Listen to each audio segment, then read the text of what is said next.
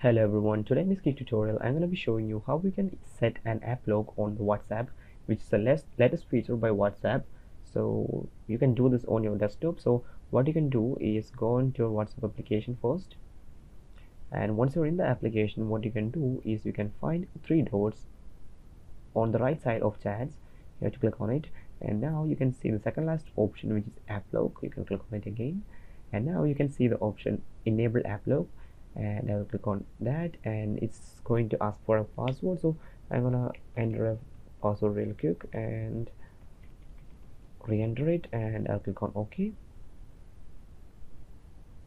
Okay, now you can see it says lock now, so I'm gonna say lock now.